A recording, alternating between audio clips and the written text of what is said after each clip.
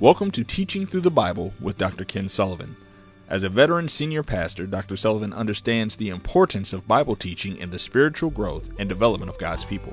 Dr. Sullivan's method of teaching the Bible is to read and carefully explain each chapter and verse in clear and understandable terms, so the student of the Bible gains the full understanding of God's Word.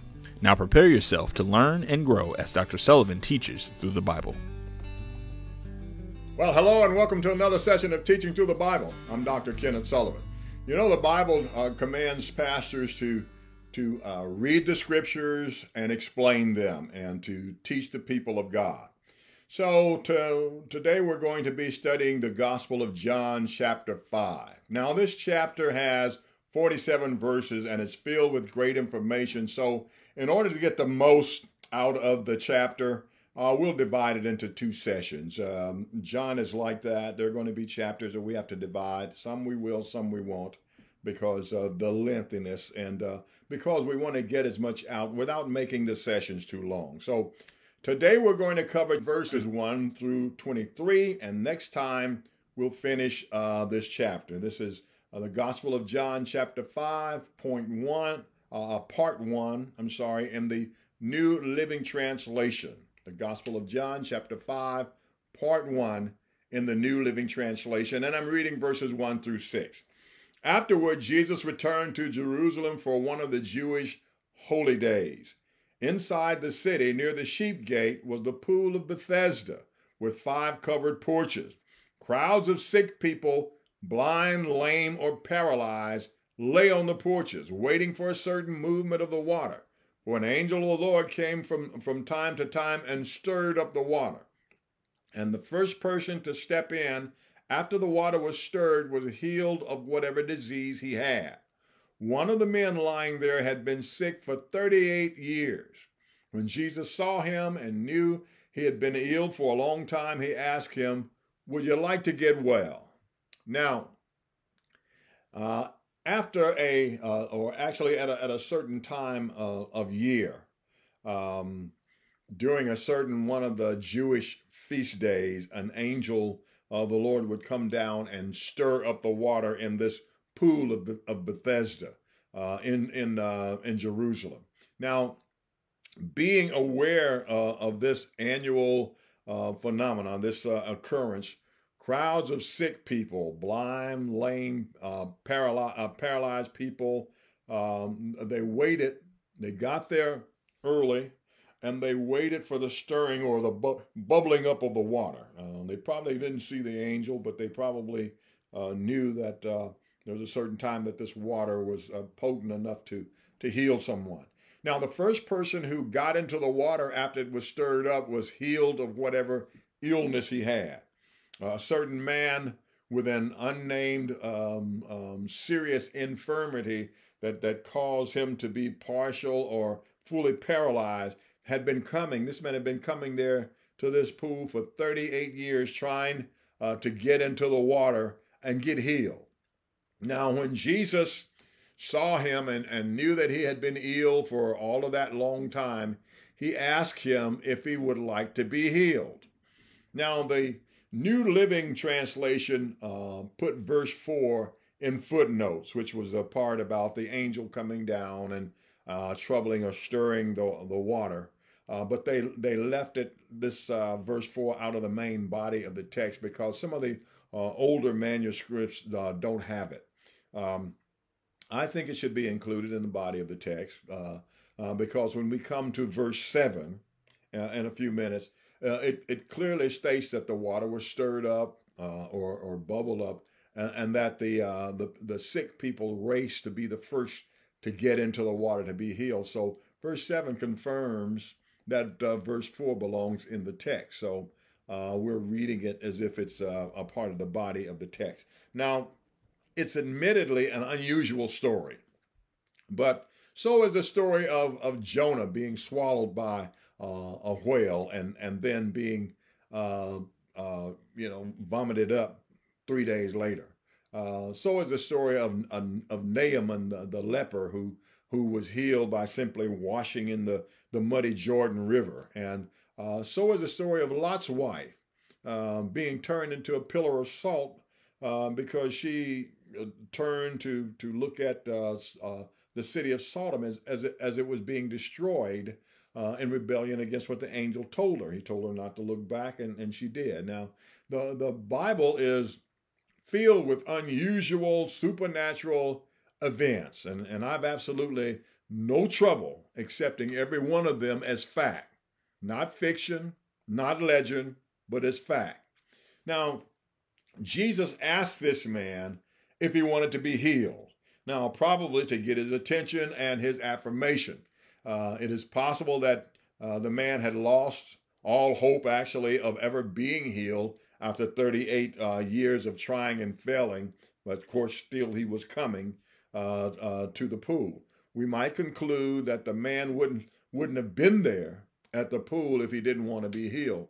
But although he somehow made his way there year after year, he could have by this time lost any expectation of ever being healed long ago. Perhaps Jesus wanted to reignite his hope and probably just kind of light his faith up just a little bit before healing him. Now, it's unclear why Jesus singled this one man out of the whole crowd of people to heal him. Perhaps this man had been suffering longer than anyone else there. Perhaps this man was at the greatest disadvantage and had the slightest chance of competing with all of the other sick people and getting into the water in time to be healed.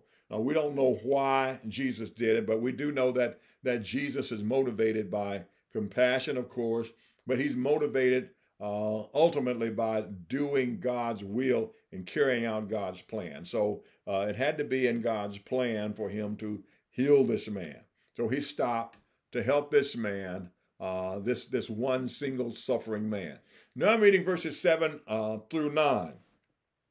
I can't, sir, the sick man said, for I have no one to put me into the pool when the water bubbles up. Someone else always gets there ahead of me. Jesus told him, stand up, pick up your mat and walk. Instantly the man was healed. He rolled up his sleeping mat and began walking, but this miracle happened on the Sabbath. Now, as I pointed out earlier, verse 7 lets us know that the sick people were waiting for the angel to stir the water or cause it to bubble up. And that once this happened, the people raced to be the first one in the water with the expectation that the first person who entered the water would be healed. Now, after Jesus asked the paralyzed man if he wanted to be healed, the man revealed the fact that he believed that his only hope of being healed was to get into the water first, after it was, of course, stirred up by the angel. The man's paralyzed condition had always prevented him from having a chance to be first in the water. He complained that someone else always beat him into the water, and he didn't know that Jesus he didn't know Jesus. He had no idea who Jesus was. He was totally unaware of the fact that he was staring his healing right in the face. Jesus' response to this man was a command. He said, stand up, pick up your mat, and walk. The man was instantly healed when he did it. The man responded to Jesus' command. Now, it's possible that he felt the healing in his body immediately after Jesus' command went forward. And it's possible that he tried to obey Jesus' command to walk and then found that he had the strength wherever he needed it to get up and carry out the command that Jesus gave him.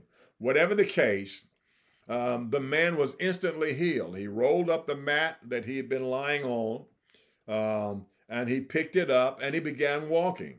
Now, how happy this man must have been. Suddenly he could walk and move about freely after being unable to do that for 38 long years. Now, verse 9 of the text tells us that Jesus performed this healing on the Sabbath day. That's an important point, which according to the religious leaders was forbidden because they categorized healing as work, and they were very strict adherents of observing the Sabbath, not working on the Sabbath. Now I'm reading verses 10 through 13. So the Jewish leaders objected. They said to the man who was cured, "You can't work on the Sabbath. The law doesn't allow you to carry that sleeping mat." But he replied, "The man who healed me told me, 'Pick up your mat and walk.'" "Who said such a thing as that?" they demanded.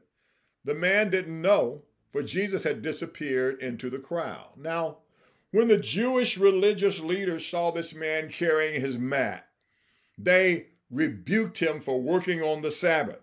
But the man responded that he was merely following the orders of the one who healed him. But when they asked him who healed him, he didn't know because Jesus had disappeared into the crowd of people. Now, it's important to note that the Jewish religious leaders had so strictly interpreted this Sabbath law that they had made it a burden rather than the blessing that it was intended to be by God. The man was not violating God's law, but man's stricter interpretation of that law. Jesus rebuked the religious leaders for making God's law stricter for people than God had actually intended them to be, and for reinterpreting the laws and twisting them to make them burdensome to people. On one occasion, Jesus spoke to the people about the heavy burdens the religious leaders made the law out to be. And he said, "These teachers of the religious law and the Pharisees are the official interpreters of the law of Moses. So practice and obey whatever they tell you. But don't follow their example, for they don't practice what they teach. They crush people with unbearable religious demands and never lift a finger to ease the burden." That's Matthew chapter 23, verses 2 through 4, and I read it in the New Living Translation. Now, Jesus hated these so-called strict legalistic teaching because they were man-made rules that either took the place of God's law or added so much weight and burden to it that it made obeying God's law nearly impossible. It covered over the true commands of God with man-made rules, things that God had never intended or commanded. Now, Jesus knew the law better than the Pharisees because he is the one who gave it to Moses in the first place. He carefully followed the law as it was meant to be interpreted, but he did not follow the stricter, erroneous interpretation of the religious leaders and the way that they had weighted it down with all their man-made rules and regulations. Jesus didn't follow those. He rejected them. Jesus knew that it was always acceptable to do good or to heal on the Sabbath day.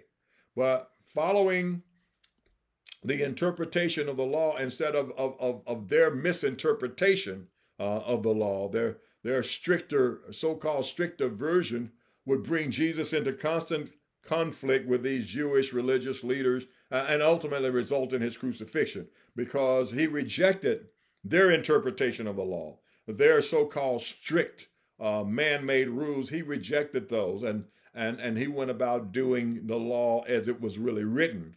It brought him into constant clashes with them, constant conflict with them, and ultimately it would lead to his crucifixion. Now, when I was pastoring, I went through and examined all of the legalistic man-made rules that many of God's people thought made them more holy. And if they were not clearly spelled out in Scripture, we threw them out. We rejected them. Now, some people call us worldly for not following some of these man-made rules, but we ought to obey God rather than man. That's what the Scripture tells us. Now I'm reading verses 14 through 15. But afterward, Jesus found him in the temple and told him, "Now you're well, so stop sinning or something even worse may happen to you." Then the man went and told the Jewish leaders that it was Jesus who had healed him. Now, Jesus later found the man who had been healed, found him in the temple, and he gave him a warning. He said to him, "You're well now, so stop sinning or something even worse may happen to you." Now, some of our troubles and hardships are directly related to sin.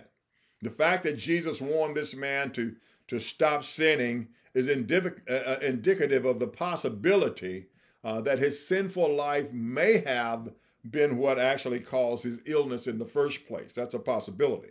Now, of course, not all sickness is due or related to a person's sin, but there are occasions when illness or injury can be the direct consequences of someone's sin. Now, the man went and told the Jewish leaders, so as soon as he found out who Jesus was, that it was Jesus who had healed him. Now, it's natural to wonder why he did that. Why this man who had been shown such kindness and compassion by Jesus would go to the authorities to throw him under the bus, to inform on him like this. Perhaps he meant no harm by it. What was his motivation for doing this, though? The fact that the man went out of his way to turn Jesus into the authorities suggests that perhaps he was not a man of great character. Perhaps that's why Jesus came back and warned him about sinning. It also suggests that he was perhaps more fearful of the Jewish religious leaders than he was appreciative to Jesus for what had been done to him. Now I'm reading verses 16 through 18. So the Jewish leaders began harassing Jesus for breaking the Sabbath rules. But Jesus replied, "My Father is always working, and so am I." So the Jewish leaders tried all the harder to find a way to kill him. For he not only broke the Sabbath, he called God his Father, thereby making himself equal with God. Now, deliberately violating the Sabbath was considered a very serious crime. After this, or a serious sin. And since the Jewish people were the ones who also oversaw the civil law over the other Jewish people, it was a crime. Now, after this law was given, after it was first given back during the time of Moses, there was a man who deliberately went out after he knew that God had commanded that the Sabbath was a day of rest and they were not to work. There was a man who defiantly and deliberately went out, violated the Sabbath and worked on the Sabbath, picking up sticks, and he was stoned to death for breaking God's law. You can read about that in Numbers chapter 15, verses 32 through 36. Now, this man was stoned for deliberately defying and rebelling against God's clear command. Now, because Jesus had healed this paralyzed man on the Sabbath, the religious leaders began harassing or persecuting him and seeking to kill him. That's how serious they saw this violation to be.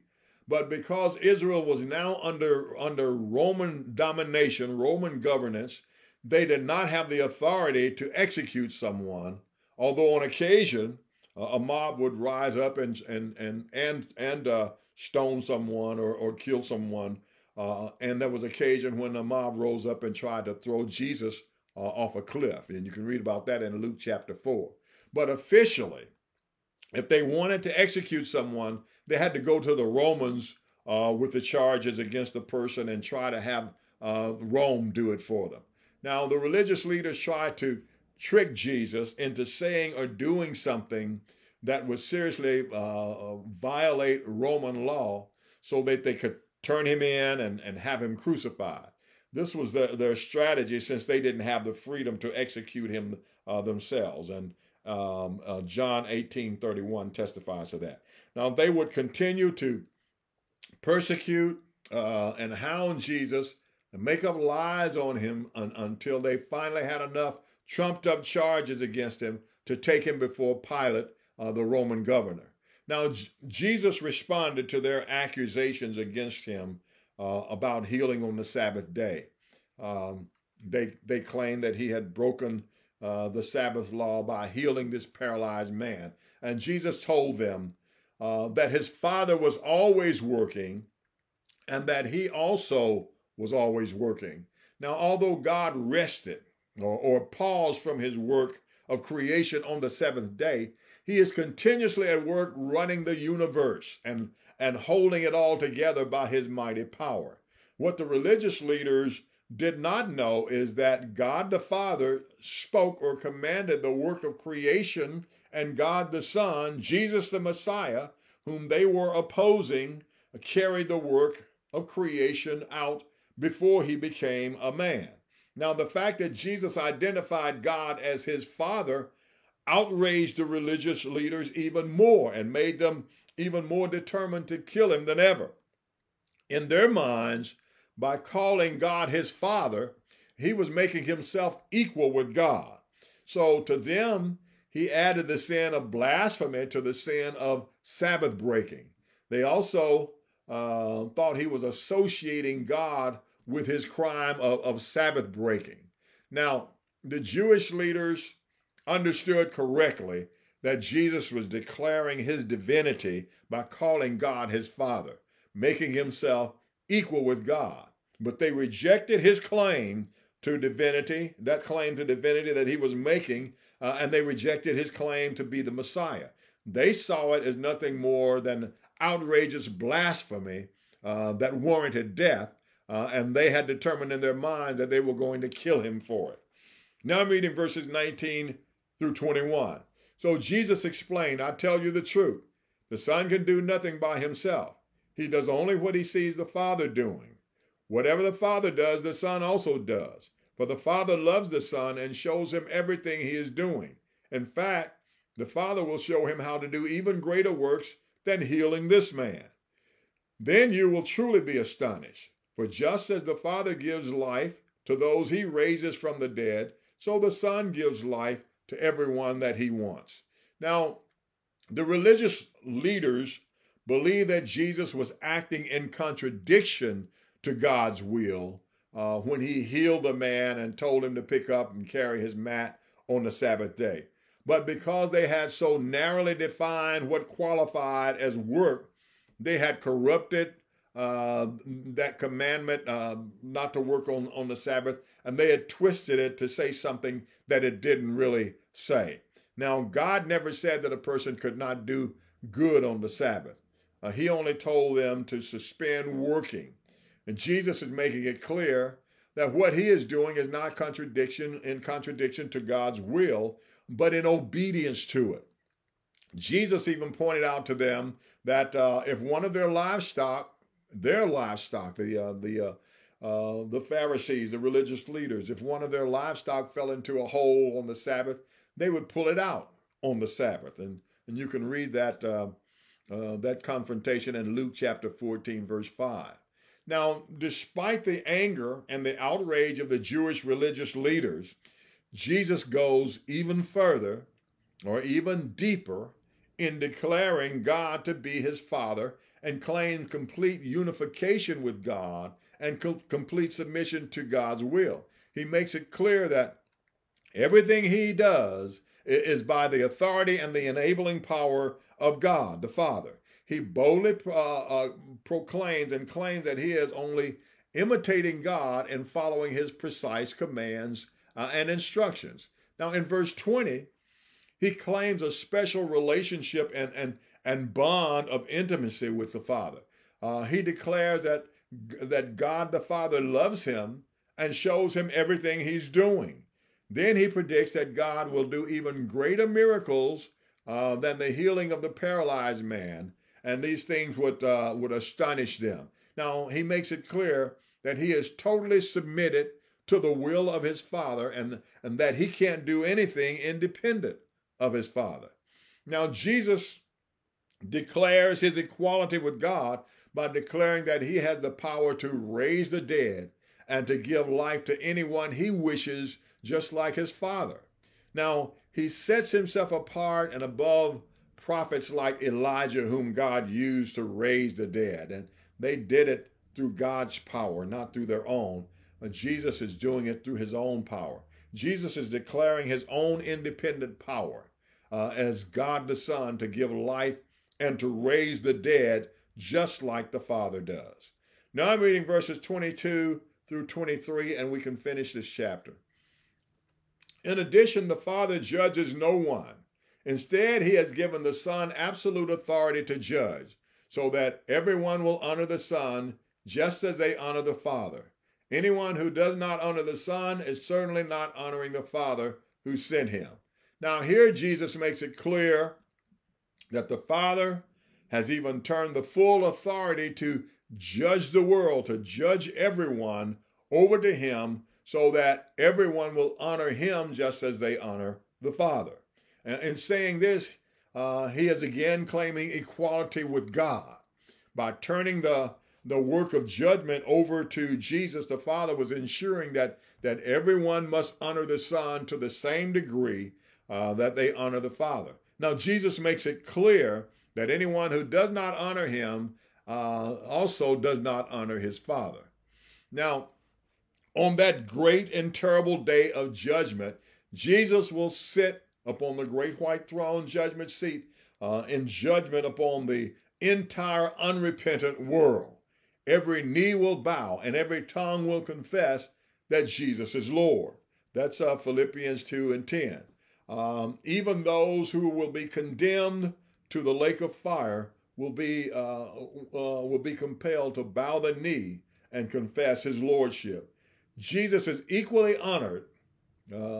He's equally to be honored as the Father is honored. And that's what John is making clear in his writings here and by sharing with us the words of Jesus. We cannot slight Jesus and claim to be honoring the Father. Now, there's absolutely no conflict between God the Father and God the Son. They are in such complete agreement that Jesus said to his disciples that when they saw him, they were seeing the Father. That's in John 14:9, and we'll read that when we get to it.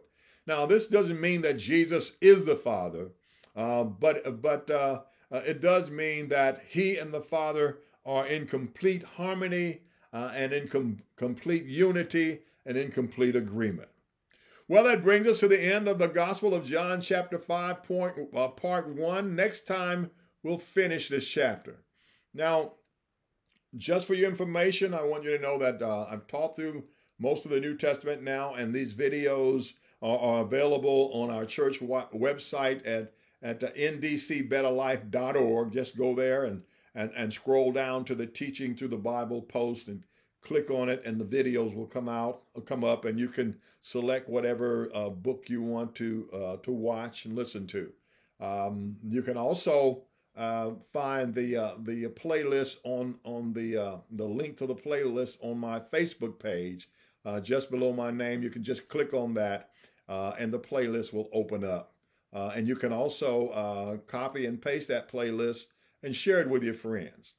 Well, I also want to invite you to come worship with us at New Direction Church, where my son, Kenneth Sullivan Jr., is the pastor, and he's doing a splendid job. Because of the pandemic, of course, we are live streaming our services. We're not meeting yet, but we will be soon. And you can catch that live stream at ndcbetterlife.org on Sunday mornings at 8:30 a.m. and 11:30 a.m. and Wednesdays at 7 p.m. Just go to ndcbetterlife.org.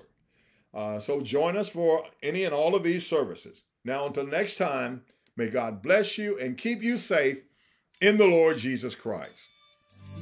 Thank you for tuning in to Teaching Through the Bible with Dr. Ken Sullivan. We hope this program has benefited you in your Christian walk. For a free download of this program and to browse Dr. Sullivan's books, videos, and audio titles, visit our website at emergecurriculum.com.